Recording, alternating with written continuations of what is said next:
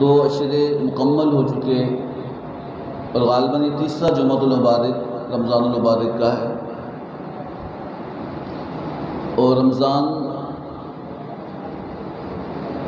المبارک ہمیں کیا پیغام دیتا ہے اور اس کے اندر اپنی زندگی کے معاملات کو کیسے اور کس سمت کی طرف لے کر جائیں۔ یہ ہماری زندگی اللہ کی امانت ہے اور ایک نہ ایک دن ہم نے اس دنیا کو چھوڑ دینا ہے۔ اللہ قرآن میں بارہا بار یہ بات بتا رہا ہے۔ ایک مقام پر ارشاد فرمایا کہ الہاکم التکاثر حتی زرتم المقابر، لوگوں کی خواہشوں نے انہیں ہلاک کر دیا، یہ حاصل کرنا حتی زرتم المقابر، اور یہاں تک کہ وہ قبروں کے اندر پہنچ گئے۔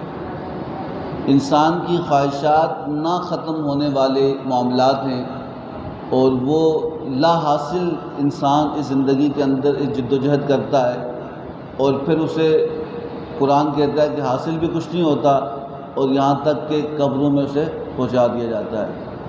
اور علماء فرماتے ہیں کہ کئی لوگ ایسے ہیں جو قبروں میں پہنچ جاتے ہیں لیکن زندہ مسجدوں میں نہیں پہنچتے۔ آپ نے ایسے لوگوں کو دیکھا ہوگا کہ زندگی میں کبھی بھی مسجد نہیں آئے لیکن مرنے کے بعد جنازہ ضرور ان کا مسجد میں آئے۔ تو یہ اچھا نہیں ہے کہ ہم زندگی کے اندر بھی مسجد میں آئیں اور مرنے کے بعد جب ہم اللہ کی بارگاہ میں جائیں تو اللہ سرخرو کر دے۔ امام ابن جوزی نے ایک واقعہ لکھا ہے، میں آگے رمضان کے اعتکاف کے متعلق بھی بات کروں گا۔ امام ابن جوزی نے ایک واقعہ لکھا، فرماتے ہیں کہ ایک بزرگ تھے، حضرت سید ہاشم علیہ رحمہ کے بارے میں کہتے ہیں کہ بہت بڑے اللہ کے بزرگ تھے۔ آپ کے بارے میں کہتے ہیں کہ آپ ایک دن دریا کے کنارے سفر پہ جا رہے تھے، تو جاتے وقت جب وہ دریا کے کنارے پہنچے تو انہیں کوئی کشتی نہ ملی سفر کرنے کے لیے، تو ایک کشتی دریا کے کنارے پہ آئی۔ جب اس میں بیٹھے تو وہ بک ہو چکی تھی، ایک امیر زادہ اس پوری کشتی کو بک کر کے بیٹھا تھا اور اس کے ساتھ اس کی کنیزہ تھی۔ تو اس بزرگ سے کہنے لگا، امام ابن جوزی لکھتے ہیں کہ اس بزرگ سے کہنے لگا کہ میں نے اس کو پورا دن کے لیے بک کیا ہے، آپ کسی اور سواری کا انتظام کریں۔ تو آپ فرماتے ہیں کہ اس کنیزہ نے کہا کشتی تو بہت بڑی ہے، اگر یہ نیک بندہ کوئی بوڑھا آدمی ہے، اگر یہ ایک کونے میں بیٹھا رہے تمہیں کیا فرق پڑے گا؟ تو اس نے اس کنیزہ کی بات کو مانتے ہوئے اسے ایک کونے میں بٹھا دیا۔ کہتے ہیں کہ سفر شروع ہوا، وہ تو پیسوں کی انبار ہونے کی وجہ سے اس کی ہوش اپنی جگہ پہ نہ تھے۔ اس نے کھانا شروع کیا اور کھانے کے بعد شراب پینا شروع کی۔ اس نے کھانا مجھے بھی دیا، آپ فرماتے ہیں، اور شراب مجھے پیش کی، آپ نے فرمایا میں نہیں پیتا۔ اور کچھ دیر کے بعد اس عورت سے کہنے لگا کنیزہ سے کہ گانا گانا شروع کرو۔ تو آپ کو کہنے لگا آپ بھی سنو، تو آپ فرمانے لگے کہ میں گانا نہیں سنتا۔ تو آپ نے فرمایا کہ دیکھو، جب اس نے شراب پیش کی میں نہ پی، اور جب گانا گانے کی طرف اس نے مجھے متوجہ کیا میں نے نہیں سنا، تو پھر مجھ سے پوچھنے لگا، مالدار تھا، کہا کیا پیتے ہو اور کیا سنتے ہو؟ تو آپ نے فرمایا کہ موقع ہے، یاد رکھنا کوئی ماں کے پیٹ سے پڑھ کر نہیں آتا، کوئی نیک نہیں ہوتا۔ انسان کو اللہ رب العزت پاک پیدا کرتا ہے، زندگی میں آ کر بڑا ہو کے وہ آلودہ ہوتا ہے، صاف ہوتا ہے۔ گناہ، غلطیاں اور انسان کے ساتھ بھی ہوتی ہیں، اور اللہ رب العزت نے انسان کو اس لیے اشرف المخلوقات بنا کے بھیجا کہ اگر اس سے غلطی ہو اور غلطی ہونے کے بعد پھر وہ شرمندہ ہو، تو رب تعالیٰ کو ایسا بندہ پسند ہے کہ اسے اپنی غلطی کا احساس ہوتا ہے۔ ہمارے یہاں ایسا ہوتا ہے نا، انسان غلطی کرتا ہے، وہ غلطی مانتا ہی نہیں ہے، وہ اتنے دلیلیں دے گا، اتنے آپ اس سے کہیں گے بھئی آپ نے غلطی کہا، نہیں غلطی نہیں، یہ تو ایسا تھا، یہ ایسا نہ ہوتا تو ایسا تھا۔ وہ اپنی غلطی انسان اس لیے غرور کی ایک قسم ہوتی ہے، انسان کی تکبر ایک معاملہ ہوتا ہے کہ اس نے کہا میں غلطی نہیں کر سکتا۔ یاد رکھنا کہ انسان کو انسان اس لیے کہتے ہیں، یہ نسیان سے بنا ہے، اور نسیان کا معنی بھول جانا ہے۔ کیا ہو جانا ہے؟ بھول جا، انسان بھول جاتا ہے، اللہ کو بھول جاتا ہے، اپنی اوقات بھول جاتا ہے، اپنی اصل بھول جاتا ہے، اپنی حقیقت بھول جاتا ہے، اپنے آنے کا مقصد بھول جاتا ہے، اپنے رشتے بھول جاتا ہے، اپنے تعلق بھول جاتا ہے۔ لیکن یاد رکھنا کہ جب اسے ہوش آتا ہے، کچھ تو خوش قسمت وہ لوگ ہوتے ہیں کہ جنہیں زندگی میں ہی ہوش آ جاتا ہے اور اللہ انہیں راستہ دے دیتا ہے، اور کچھ ایسے لوگ ہوتے ہیں کہ جنہیں مرنے کے بعد ہوش آتا ہے لیکن اس ہوش آنے کا فائدہ بولیں نہیں ہوتا۔ تو اللہ سے دعا کریں کہ اللہ رب العزت ہمیں بیدار کر لے زندگی کے اندر۔ حضرت مولا علی کرم اللہ وجہ الکریم فرماتے ہیں نا، آپ فرماتے ہیں کہ انسان سویا ہے، سویا ہوا ہے، جب یہ بیدار ہوگا تو پھر وقت نہیں ہوگا، قبر کے اندر آنکھ کھلے گی۔ اور قرآن نے بار یہ بات کی کہ انسان قبر میں کہے گا، روز محشر کہے گا، روز قیامت کہے گا کہ یا اللہ مہلت دے دے۔ کیا کر لے؟ مہلت دے دے، ایک بار واپس بھیج دے۔ یا اللہ مجھ سے غلطی ہوئی، میں کبھی دوبارہ وہ غلطی نہیں کروں گا جو تیری ناراضگی کا سبب بنا، تو اللہ اس کو دوبارہ مہلت نہیں دے۔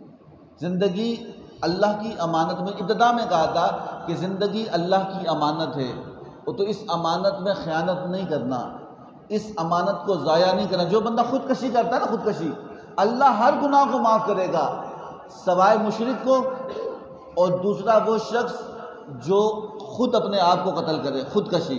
کیوں؟ اللہ نے زندگی دی، تکلیفیں بھی ہوں گی، پریشانیاں بھی ہوں گی، خوشیاں بھی ہوں گی، یہ تو اس کی مرضی ہے وہ کیسا رکھے، یہ تو اس کی مرضی ہے کہ اس نے کیسا رکھنا ہے۔ اگر کوئی بندہ مشکلات یا غم یا تکلیف میں آ کے اپنے آپ کو اللہ کی امانت کو ضائع کر لے تو اللہ اسے روز قیامت معاف نہیں کرے۔ اس لیے اسلام نے خودکشی کو حرام قرار دیا کہ حلال نہیں ہے، یہ حرام ہے، ورنہ ہر دوسرا بندہ خودکشی کر رہا ہوتا۔ اس وجہ سے کہ آزمائش انسان زندگی کے اندر ہے، اور پھر یہ وقت بھی گزر جائے گا، اسے پتہ نہیں چلے گا۔ تو بتانے کا مقصد یہ ہے کہ رمضان المبارک آتے رہیں گے، اور آپ ایک بات نوٹ کرنا، صرف اپنے ہی خاندان میں دیکھیں یا اپنی گلی میں دیکھیں، آپ کچھ دیر کے لیے مراقبہ کریں اور سوچیں کہ آج سے 5 رمضان پیچھے چلے جائیں، ہمارے خاندان کے کتنے لوگ ہم میں اب نہیں ہیں، ہماری گلی کے کتنے لوگ ہم میں اب نہیں ہیں، ہمارے محلے کے کتنے لوگ ہم میں درمیان میں نہیں ہیں۔ آپ کیا سمجھتے ہیں کہ ہم رہیں گے؟ جس طرح وہ نہیں رہے اس طرح ہم بھی نہیں رہیں گے۔ تو اس لیے رمضان المبارک ایک پیغام دیتا ہے کہ اپنی زندگی کو اللہ کے حکم کے مطابق ڈالو، جو اللہ نے حکم دیا۔ اس کا فائدہ یہ ہوگا کہ ہم رہے نہ رہیں، ہمارا یہاں بھی ہونا بھی نقصان والا نہیں ہوگا، وہاں جانا بھی نقصان والا نہیں ہوگا۔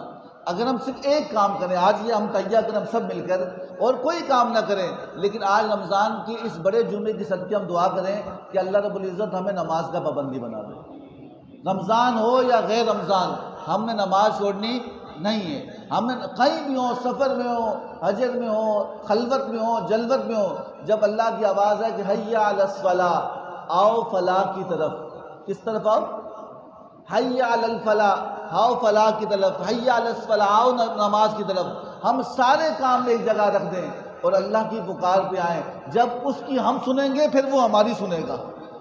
یہ اصول یاد رکھنا، وہ رب ہے نا، مالک ہے، جب اس کی بات ہم مانیں گے پھر وہ ہماری بات مانے۔ ایک بزرگ کے بارے میں وہ یہ واقعہ رہ ہی جائے گا، ایک بزرگ کے بارے میں کہتے ہیں کہ ایک جگہ ایک بندہ تھا نا، وہ جمعے کا دن تھا، جمعے کا، تو میں نے شاید کئی مہینے پہلے بھی بات بتائی لیکن آج پھر یاد آئی کہ جمعے کا دن تھا، اور گاؤں دیہاتوں کے اندر ٹائم ہوتا ہے، دن رکھے جاتے ہیں کہ فصلوں میں آج کے دن تو نے پانی دینا ہے، اتوار کا دن تیرا ہے، پیر کا دن تیرے فصلوں کو پانی دینے کا، ہفتے میں ایک دن نمبر آتا ہے فصلوں کو پانی دینے کا، جب نمبر گزر جائے پھر نمبر نہیں آتا۔ آپ فرماتے ہیں کہ اس نے کہا کہ جمعے کا دن تھا، اتنے میں اس نے سوچا اپنی فصلوں کے، اس کا دن تھا پانی لگانے کا، تو اس نے کہا میں پانی لگاتا ہوں، جمعہ چلا جائے گا۔ اللہ کے نبی نے فرمایا کہ سید الایام، کہ تمام دنوں کا سردار جمعہ ہے۔ حضور نے فرمایا کہ الجمعہ یوم العید، آپ فرمایا کہ جمعہ مسلمانوں کی عید ہے، ہم اس کو بھی نہیں پڑھ رہے ہوتے، عام نمازیں تو درکنار، تو جمعے کے دن بھی وہ کر جاتے، اسے اہمیت نہیں دیتے۔ یاد رکھنا کہ مولا علی کی بات یاد رکھنا، ہم سوئے ہیں، ہم قبر میں جا کے جمعے کی فضیلتیں دیکھیں گے، رمضان کی فضیلتیں دیکھیں گے، اس کی برکتیں دیکھیں گے، قرآن کی برکتیں دیکھیں گے، ہم کہیں گے افسوس اس وقت ہمیں پتہ ہوتا تو ہم ایک ایک جمعہ بھی ضائع نہ کرتے، ایک ایک نماز بھی ضائع نہ کرتے۔ تو فرماتے وہ کہنے لگا کہ اس نے اللہ نے اس کو آزمایا، اس نے سوچا کہ اگر میں پانی لگاتا ہوں تو جمعہ چلا جائے گا، پورا کھیت ہے، پانی لگاؤں گا تو جمعہ چلا جائے گا، اگر جمعہ چلا جائے پانی لگاؤں گا جمعہ جائے گا، اگر جمعہ پڑھوں گا تو پانی کا نمبر چلا جائے گا، یہ اگلے ہفتے نمبر آئے گا اور شاید فصل سوکھ جائے۔ اتنے میں وہ بیٹھا تھا، اس کا بیل جو کھیتی باڑی کرنے کا بیل تھا وہ بھی بھاگ گیا۔ اس نے کہا اس کو پکڑوں گا پھر بھی جمعہ جائے گا۔ اب وہ شش و پن میں تھا، پانی لگاؤں، وہ اپنا بیل ہے اسے پکڑوں، وہ اسی شش و پن میں تھا، سوچتا یہ حضور کی حدیث مبارکہ ہے۔ حدیث مبارکہ کا مفہوم ہے کہ یاد رکھنا کہ جب تم پریشان ہو نا، پریشان، تم سوچو یہ کروں یا نہ کروں، ایک ہمارا ذہن ہوتا ہے، ایک ہمارا دل ہوتا ہے۔ کیا ہوتا ہے؟ بولے نا، دل بھی ہوتا ہے۔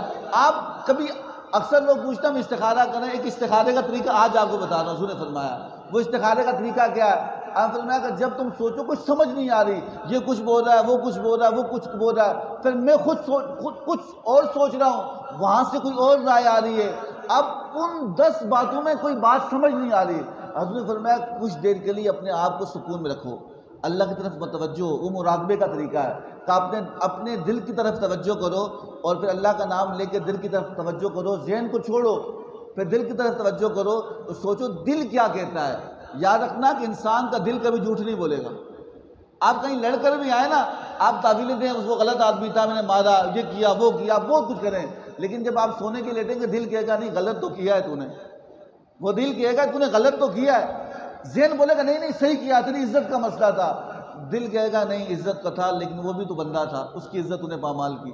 تو حضور نے فرمایا کہ دل کبھی جھوٹ نہیں بولتا، کہ جب اس دن دل سے پوچھے نا، وہ دل جو فیصلہ کرے گا کہ سارے مفتیوں سے بڑا مفتی تمہارا دل ہے، سارے مولویوں سے بڑا مولوی تمہارا دل ہے، تمام مسائل سے تم اس سے پوچھ لینا، کسی میں میرے پاس بھی نہیں آؤ، اب کسی کے پاس بھی نہ جاؤ، بس اپنے دل سے پوچھنا وہ کیا کہتے۔ اس نے بھی دل سے پوچھا، دل نے کہا بھائی کھیت میں پانی لگ جائے گا، اگر پانی لگ جائے سبزہ جل جائے، کیا نا بزرگ فرماتے ہیں نا، مالی دا کم پانی لانا بر بر مشکاں پاوے، مالک دا کم پھل پھل لانا لاوے یا یہ تو اس کی آپ صبح شام پانی دیں، اللہ نہ چاہے تو پھل لگے گا، آپ صبح شام اس کی نگہداشت کریں، آپ کچھ بھی نہ کریں، آپ پانی بھی نہ دیں، اللہ چاہے گا تو پھل بھی لگ جائے گا بغیر پانی کے۔ سمجھ آ رہی ہے بات کی؟ تو اس نے کہا کہ چلو اگر میں لگا دوں، اللہ نے پھل نہ رکھا، اگر میں اس جانور کو باغنے کے لیے نکلا اور وہ جانور میرے ہاتھ نہ آیا، جمعہ بھی نکل جائے گا، اس سے دل کو پر کی بات سنی، اس نے کہا جاتا ہے باہر میں جائے جانور، پانی نہیں لگتا، سبزہ سوکھتا ہے سوکھ جائے، میں جمعہ پڑھنے جاؤں گا۔ کہاں جاؤں گا؟ بولیں کہاں جاؤں گا؟ جمعہ پڑھنے جاؤں گا۔ وہ جمعہ پڑھنے کے لیے گیا، نماز پڑھی، نماز پڑھ کے واپس آیا، واپس آ کے جب اس نے دیکھا کھیت پانی سے بھر چکا تھا، وہ بیل اس کے اسی کونے میں کسی جاڑی میں پھنسا وہیں کھڑا تھا۔ اس نے کہا کہ مالک تیری مرضی، میں نے تیرے خاطر 2 کام چھوڑے، تو نے میرے لیے وہ دونوں کام کر لیے۔ حدیث مبارکہ کا مفہوم ہے نا، جو رب کا کام کرتا ہے تو رب اس کے کام کرتا ہے، رب محتاج نہیں ہے، لیکن رب کا جب بندہ بنتا ہے تو رب اسے کہیں رسوا ہونے دیتا نہیں ہے۔ تو اس لیے آج کے جمعہ المبارک کے صدقے ہم اللہ سے دعا کریں کہ اللہ رب العزت ہمیں پورا سال نماز پڑھنے کی توفیق عطا فرمائے۔ وہ بزرگ فرماتے ہیں کہ جب اس کشتی کے اندر اس نے گانا گایا نا، اس نے کہا گانا نہیں سنتا، اس نے کہا نہیں سنتا، کیا سنتا ہے؟ اس نے کہا تجھے سناؤں؟ اس امیر زادہ بڑا مالدار شخص، اس نے کہا سناؤ۔ آپ فرماتے ہیں امام ابن جوزی لکھتے ہیں کہ اس بزرگ نے قرآن پڑھنا شروع کیا، جب قرآن پڑھنا شروع کیا، وہ امیر زادہ جو گانے سنتا، جب اس نے پہلی دفعہ قرآن سنا تو اس کی آنکھوں سے آنسو آنا نکلے۔ اس نے کہا یہ کیا ہے؟ یہ کلام تو پہلے بھی سنتا تھا، یاد رکھنا کلام بھی وہی، زمین بھی وہی، آسمان بھی وہی، اور یہ ستارے بھی وہی، چاند بھی وہی، یہ سب کچھ وہی ہوتے ہیں، لیکن بندے وہ نہیں ہوتے۔ اصل بات بندے کی ہوتی ہے، اصل بات تاثیر کی ہوتی ہے، اصل بات دینے والے کی ہوتی ہے، وہ کون دینے والا ہے۔ تو کہا کہ جب اس نے قرآن سنا تو اس نے اسی وقت توبہ کی۔ اس نے کہا کہ اس بزرگ سے کہا، ابن حاشم سے، اپنے ہاشم سے عرض فرمایا کہ کیا میں 40 سال کا ہو چکا ہوں گناہ کرتے کرتے؟ کتنے؟ کہا 40 سال ہو چکے مجھے گناہ کرتے کرتے۔ کیا اللہ مجھے معاف کر لے گا؟ میں نے شراب بھی پی ہے، برائیاں بھی کی، عیاشیاں بھی کی، مال بہت تھا، سب کچھ کیا، کیا اللہ مجھے معاف کر لے گا؟ ابو عاشر فرماتے ہیں کہ اللہ کی رحمت تو انتظار کر رہی ہوتی بندے کی. اگر تیری عمر 100 سال بھی ہو نا، تو توبہ کی ارادے سے نکلے، اللہ تجھے معاف کر لے گا، چاہے تیرے گناہ سمندر کی جھاگ کے برابر ہی کیوں نہ ہو. آپ فرماتے ہیں کہ اس نے اسی وقت توبہ کی، وہ آلات توڑ لیے، اس کنیز کو آزاد کر دیا، مال صدقہ کیا. آپ فرماتے ہیں وہ 40 سال میرے ساتھ رہا، 40 سال. وہ ہر وقت کہتا کہ مجھ سے غلطیاں ہوئی ہیں، مالک مجھے معاف کر لے. آپ فرماتے ہیں 40 سال کے بعد جب اس کا انتقال ہوا نا، ابن عاشر فرماتے ہیں کہ ابن جوزی لکھتے ہیں کہ بزرگ فرماتے ہیں کہ میں نے اس کو دفن کیا، 40 سال کا یارانہ تھا، تعلق تھا، میرے ساتھ رہا. تو کہا کہ 40 سال جب وہ مر گیا مجھے ایک عجیب سا خوف ہوتا، عجیب سے ایک بے چینی ہوتی. کہا کہ 40 سال کے بعد وہ مرا، اس کی سنگت تھی، اور کچھ عرصے بعد میرے خواب میں آیا. اسے کہنے لگا تو کیوں پریشان ہوتا ہے، تو نے توبہ کروائی تھی، تیرا کام ختم ہو گیا. جب اس مالک کے پاس گیا تو بڑا رحم کرنے والا مالک تھا، بڑا کریم تھا، بڑا رحم کرنے والا تھا. اس نے کہا اے بندے، تو نے میری خاطر سب کچھ چھوڑا، میں نے تیری خاطر جنت کو سجا دیا. سمجھا نہیں بات کی؟ تو ایک ہم اتنی چیز چھوڑے نا، اتنی ذرے کے برابر، اللہ سمندر کے برابر عطا کرتا ہے. ہم چھوٹی سی تکلیف سے نا اللہ اجر ایک بڑا عطا کرتا ہے، ہم اس کو سمجھ سکتے نہیں ہیں. اس لیے ہمیں چاہیے کہ اپنی زندگی کے معاملات کو دیکھیں، اللہ سے دعا کریں کہ اللہ ہمارا ایمان سلامت رکھے، ایمان کی سلامتی اللہ سے مانگیں، اللہ سے رب العزت دعا کریں. اور کہا کہ حضرت حنظلہ رضی اللہ تعالیٰ عنہ، حضرت ابو بکر صدیق رضی اللہ تعالیٰ عنہ حضور کے پاس آئے، عرض کرنے لگے یا رسول اللہ صلی اللہ علیہ وسلم، ہماری دو حالتیں ہیں. کتنے؟ دو کیفیتیں. جب آپ کے پاس بیٹھتے ہیں ہماری کیفیت ہوتی ہے کہ بس عبادت کریں، نیک اعمال کریں، جنت کا طلب کریں، نیکی کریں. لیکن یا رسول اللہ جب ہم گھر چلے جاتے ہیں نا، ہمارا دل بدل جاتا ہے، ہمارا دل حضرت حنظلہ نے کہا یا رسول اللہ کہیں ہمارا معاملہ خراب تو نہیں ہو گیا؟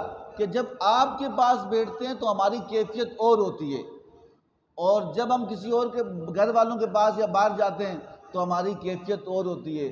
تو حضور نے فرمایا کہ یاد رکھنا کیفیت بدلتی ہے صحبت سے.